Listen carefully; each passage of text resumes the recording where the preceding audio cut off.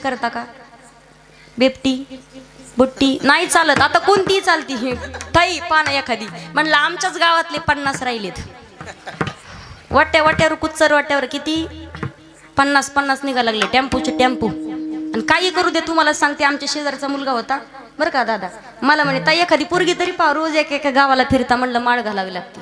माळ घातली त्यानं, माळकरी होता, माळ घातली. पण त्याला मी सहज विचारलं, दादा वय काय काय चालू आहे आता? म्हणलं 42.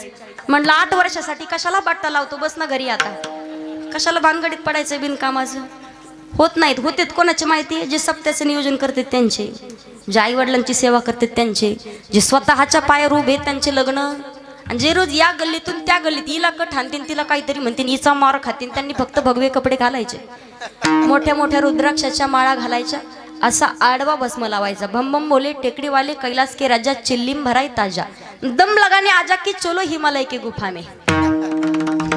तिकडे गेले तरच शांतता आहे. नाकाला शेंडा महत्वाचा असतो. जसा माणसाचा मुखवट आहे, माझं लक्ष देऊ नये का, तसं वारकरी संप्रदायाचा देखील एक मुखवट आहे. आणि वारकरी संप्रदायाच्या मुखवाट्यातील डोळे म्हणजेच माऊली ज्ञानोबा झालेत. माणसाला प्रपंचामध्येही परमार्थामध्येही ज्ञानाची गरज असते. मग माऊली ज्ञानोबांनी ज्ञान दान करण्याचं कार्य केलंय. कितीही दगडातला दगड माणूस असू द्या, माऊली ज्ञानोबांच्या समाधीवरती फक्त माऊलींविषयी अंतःकरणामध्ये श्रद्धा, निष्ठा, भाव आणि भक्ती असू द्या.